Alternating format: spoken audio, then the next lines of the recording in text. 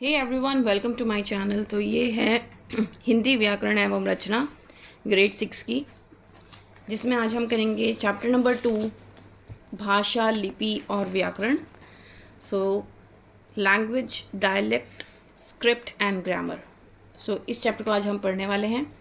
Start करते हैं सबसे पहले भाषा से। भाषा क्या है, लैंग्वेज क्या है हमारी। नीचे दिया गया चित्र उस समय का चित्र है जब हमें आदि मानव कहा जाता था। प्राचीन काल में मानव के पास भाषा नहीं थी। वह संकेतों से अपनी बात दूसरों को समझाता था। धीरे धीरे मानव ने अपने विचारों को प्रकट करने के लिए पत्थरों, चट्टानों या पेड़ की छालों पर कुछ संकेत, चिन्ह और चित्र बनाने शुरू किए। तो ये जो पिक्चर है ये है आदि मानव के टाइम की। तो उस टाइम पे सब लोग एक दूसरे से संकेतों में, इशारों में बात करते थे और अपनी बात को समझा देते थे। जैसे जैसे वक्त बीतता गया वैसे वैसे एक डेवलपमेंट होता गया।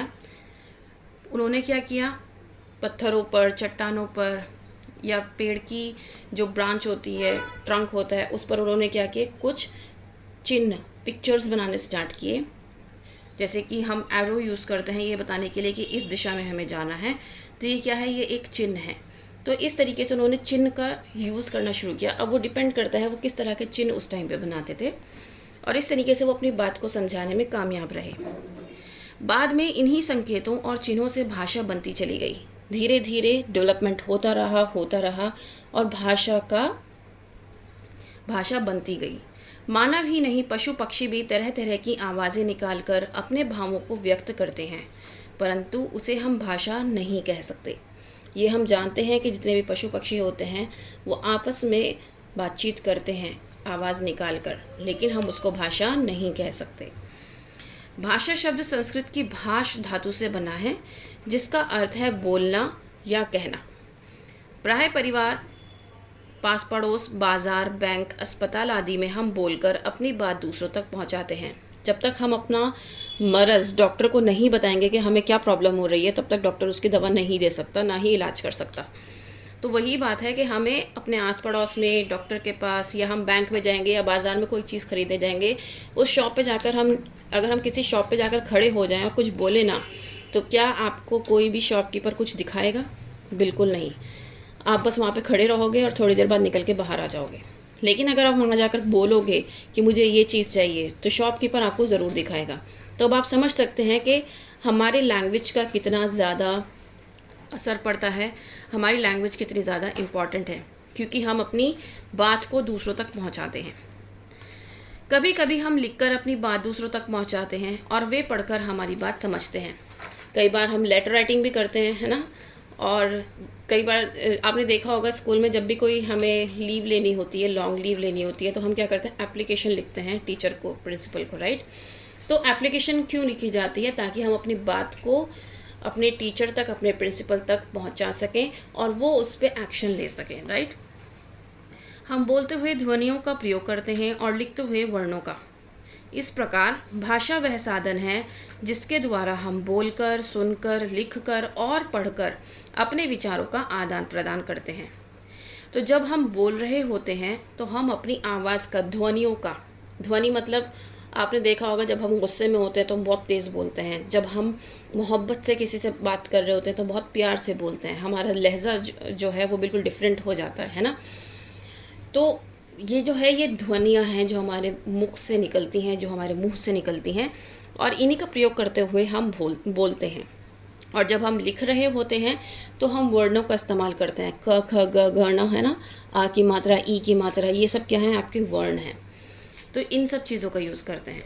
तो भाषा क्या है, बेसिकली भाषा की क्या डेफिनेशन हुई?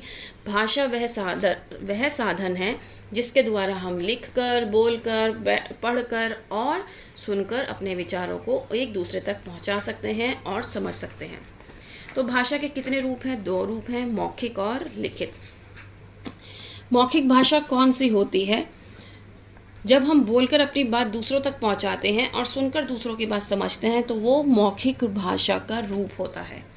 इसे सीखने के लिए विशेष प्रयास नहीं करना पड़ता, क्योंकि जो हम अपने आसपास सुन रहे होते हैं वही हम बोलते भी हैं। अब अगर एक छोटे बच्चे को देखो, एक इन्फेंट को देखो, तो वो पहले से सीख कर नहीं आता है, वो अपने घर में जो लैंग्वेज बोलते हुए सुनता है वो वही लैंग्वेज आगे चलकर बोलता है। जब वो बड़ा होता है, बोलना सीखता है, तो उसी लैंग्वेज को वो सीखता है, बोलता है। ठीक है, तो इस तरीके से हम ये कह सकते हैं कि मौखिक भाषा जो है बच्चा अपने घर में ही सीख लेता है। कविता, कहानी या भाषण सुनना, रेडियो सुनना या टेलीफोन पर बातचीत करना, ये सब क्या है, ये सब आपके मौखिक भाषा में आ जाते हैं। ठीक है, अब हम बात करते हैं लिखित भाषा की। लिखित भाषा हमने बोला था कि भाई जो हम लिख कर और पढ़ कर हम जब किसी बात को समझते हैं तो वो क्या हो जाती है, लिखित रूप हो जाता है। ठीक है, तो भाषा के इस रूप को सीखने के लिए विशेष प्रयास करना पड़ता है। ये बट ऑब्वियस है, जब तक आपको मात्राएं नहीं पता होंगी, आ आ ई नहीं पता होगी, क ख ग नहीं पता होगी, वर्णों का ज्ञान नहीं होगा, तब तक आप किस तरीके से किसी भी चीज़ को लिख लेंगे। तो लिखने के लिए हमें विशेष रूप से एक नॉलेज होनी बहुत ज़रूरी है। इसके लिए हमें मेहनत करनी पड़ती है, प्रयास करना पड़ता है। मौखिक भाषा के द्वारा हम अपने ज्ञान, विज्ञान, साहित्य, संस्कृति आदि को सुरक्षित रखने में समर्थ हैं। पत्र, समाचार पत्र, पुस्तक, शिलालेख, ईमेल, श्यामपट, जिसको आप श्यामपट मतलब ब्लैक बोर्ड पर लिखना आदि लिखित भाषा के रूप हैं। आपने देखा होगा स्कूल में टीचर जब भी क्वेश्चन आंसर्स कराती हैं या कोई भी चीज़ समझाती हैं तो वो आपको ब्लैक बोर्ड पर समझाती हैं। उसका रीज़न यही है क्योंकि ब्लैक बोर्ड पर लिखकर आप बहुत अच्छे से समझ पाते हैं। तो उसके लिए क्या है, उन्होंने प्रैक्टिस की है, उन्होंने इस चीज़ के लिए मेहनत की है, तब जाकर वो उस चीज़ को लिख पाती हैं और आप पढ़ पाते हैं। तो दोनों तरफ से क्या है, मेहनत है ना। निर्देशक चिन्हों, संकेतों के द्वारा भी अपनी बात कही जाती है। अगर आप ट्रैफिक पुलिस को देखो तो वो क्या करता है, एक हाथ रोकने के लिए ऐसे, ये जैसे बोल रखा है रोकने के लिए, और एक हाथ से एक हाथ आगे कर देता है, दैट मीन्स चलने के लिए। तो ये भी हम क्या करते हैं, अपने संकेत, ये संकेत दे रहा है और ऐसे हम समझ जाते हैं कि अब हमें चलना है और अब हमें रुकना है। तो यहाँ संकेतों के माध्यम से अपनी बात बताई गई, इसे सांकेतिक भाषा कहा जाता है। जो संकेत से हम किसी की बात को समझते हैं उसे हम सांकेतिक भाषा कहते हैं। ब्रेल लिपि, मूक अभिनय आदि भी सांकेतिक भाषा के उदाहरण हैं। ब्रेल लिपि आपने देखा होगा, जो ब्लाइंड लोग होते हैं उनके लिए ब्रेल लिपि यूज़ की जाती है। उभरे हुए शब्द यूज़ किए जाते हैं, वो उनको टच करते हैं और समझ पाते हैं कि ये वर्ड क्या लिखा हुआ है। तो ये भी मूक भाषा में आता है। और मूक अभिनय मतलब जब आप कुछ ना बोलकर कोई प्ले कर रहे हैं तो भी क्या है, वो भी सांकेतिक भाषा में ही आता है। मतलब आप अपनी बात, अपना जो आप जो समझाना चाहते हैं, आप जो मैसेज देना चाहते हैं, वो मैसेज अगर आप लोगों तक पहुंचा पा रहे हैं तो वो क्या है, सांकेतिक भाषा का एक एग्जाम्पल है। सांकेतिक भाषा का प्रयोग तभी संभव है जब हम आमने सामने हों। सांकेतिक भाषा ये तभी पॉसिबल है जब कोई भी इंसान आपको देख रहा हो, आपको समझ रहा हो, क्योंकि आप उसमें बोल नहीं रहे हैं, आप क्या कर रहे हैं, इशारे दे रहे हैं, संकेत दे रहे हैं। अगर आप संकेत दे रहे हैं और मैं आपके सामने बैठी हूँ और मैं आपको बिल्कुल भी नहीं देख रही हूँ तो मैं बिल्कुल भी नहीं समझ पाऊँगी कि आप कहना क्या चाहते हैं। तो इसके लिए ये बहुत ज़रूरी है कि मैं आप पर फोकस करूँ और जब आप संकेत कर रहे हों तो मैं उन संकेतों को समझूँ। तो इसके लिए आमने सामने बैठना बहुत ज़रूरी है। कई संकेतों द्वारा भाव स्पष्ट रूप से व्यक्त नहीं हो पाते। इसके सीमित प्रयोग को देखते हुए इसे भाषा के रूप का दर्जा नहीं दिया जाता। बहुत सारे ऐसे संकेत भी होते हैं जो हम नहीं समझ पाते, तो इसी वजह से इस सांकेतिक भाषा को भाषा का रूप नहीं दिया गया है। आज हम बात करेंगे बोली की। किसी सीमित क्षेत्र में बोली जाने वाली बोली या भाषा को हम क्या कहते हैं, बोली कहते हैं। जैसे केवल बोलचाल में आने के कारण उसे बोली कहते हैं। बोली का क्षेत्र सीमित होता है। बोलियों में साहित्य की रचना नहीं होती। हरियाणवी, राजस्थानी, भोजपुरी आदि बोलियां हैं। तो बोली में क्या है, कोई भी ग्रामर नहीं होती। जो हम अपने घर में बोलते हैं, आस पड़ोस के लोगों से बोलते हैं, दैट इज़ नोन एज बोली। मतलब हर एक जगह की एक अलग बोली होती है। ठीक है, ये सीमित होती है। मतलब जैसे कि एक पर्टिकुलर एरिया की अलग बोली होती है, जैसे हरियाणवी, राजस्थानी, भोजपुरी, ये क्या है, सारी बोलियां हैं। ठीक है, तो ये इसमें साहित्यिक रचना नहीं होती है। मातृभाषा जो बच्चा माँ से सीखता है, परिवार से सीखता है, वो क्या कहलाती है, मातृभाषा। जैसे कि अगर बच्चा जो है वो इस घर में पैदा हुआ है जिसमें माँ बाप जो हैं वो गुजराती बोलते हैं, तो उसकी मातृभाषा गुजराती होगी। अगर बच्चा उर्दू बोलता है तो उसकी मातृभाषा उर्दू होगी। राजभाषा वो होती है जो कामकाज में, जो सरकारी दफ्तरों में यूज़ होती है, उसे क्या कहते हैं? राजभाषा कहते हैं। तो राजभाषा क्या है हमारे देश की? हिंदी है। स्वतंत्रता प्राप्ति के बाद 14 सितंबर 1949 को भारतीय संविधान में हिंदी को राजभाषा घोषित किया गया। तो कब घोषित किया? 14 सितंबर 1949 को। तभी से 14 सितंबर का दिन पूरे भारत में हिंदी दिवस के रूप में मनाया जाता है। तो आपसे ये क्वेश्चन पूछा जा सकता है, हिंदी दिवस हम कब मनाते हैं? 14 सितंबर को। जैसे कि आपको टीचर्स डे, चिल्ड्रंस डे याद होता है, ऐसे ही आपको हिंदी दिवस भी याद होना चाहिए। और कब हमें कब राजभाषा बनी थी? तो 14 सितंबर को बनी थी, इसलिए यहाँ पर हिंदी दिवस मनाया जाता है। 14 सितंबर 1949 को इसको राजभाषा का दर्जा दिया गया था। ठीक है। नेक्स्ट है अंतर्राष्ट्रीय भाषा। अंतर्राष्ट्रीय मतलब जो बाहर बोली जाती है, तो पूरे विश्व में हमारे अंग्रेज़ी बोली जाती है, इसीलिए इसको अंग्रेज़ी को अंतर्राष्ट्रीय भाषा का खिताब दिया गया है, मान्यता दी गई है। भारत की कुछ प्रमुख भाषाएं हैं, जैसे कि हिंदी, मराठी, तमिल, नेपाली, मैथिली, ये सब क्या हैं? भाषाएं हैं। ठीक है।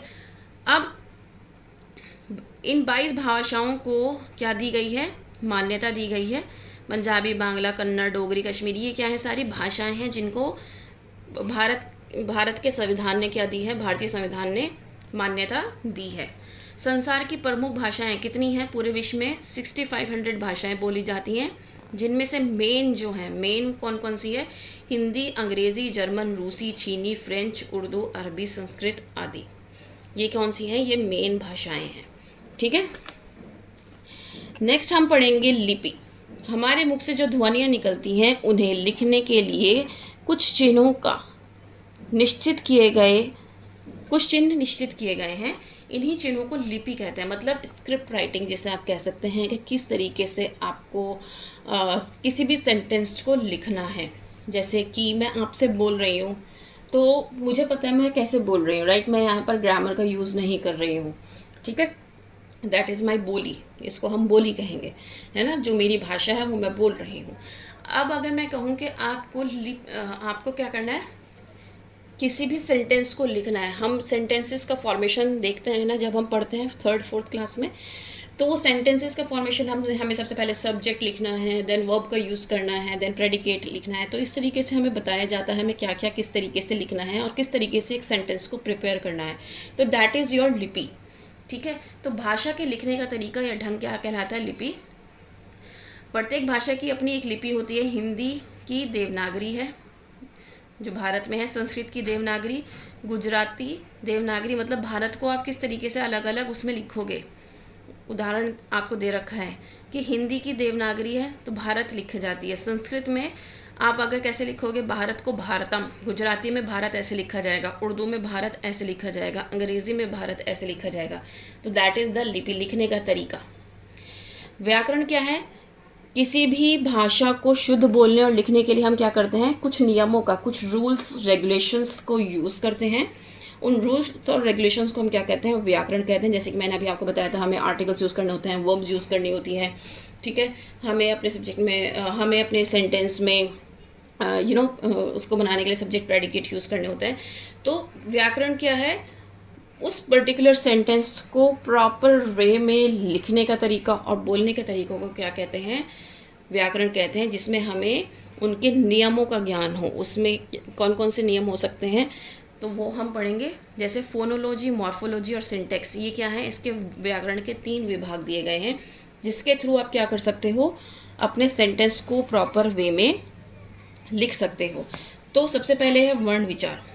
तो वर्ण विचार का मतलब होता है, वर्ण विचार मीन्स फोनोलॉजी, फोनिक्स का जब हम यूज़ करते हैं, प्रॉपर फोनिक्स का हम यूज़ करें। इसमें वर्णों के स्वरूप, भेद, प्रकार आदि पर विचार किया जाता है कि किस तरीके से हमें इस सेंटेंस को लिखना है, इसका फोनेटिक्स क्या होगा। शब्द विचार में शब्दों का वो होता है, जैसे कि हम मॉर्फोलॉजी आप समझ जाओ इस चीज़ से कि इस सेंटेंस की आकृति कैसी होगी, मतलब पहले क्या आएगा, उसके बाद क्या आएगा और सबसे लास्ट में क्या आएगा। ठीक है। तो सब्जेक्ट आया, देन वर्ब आई, देन प्रेडिकेट आया, है ना। तो ये क्या है, एक मॉर्फोलॉजी हो गई।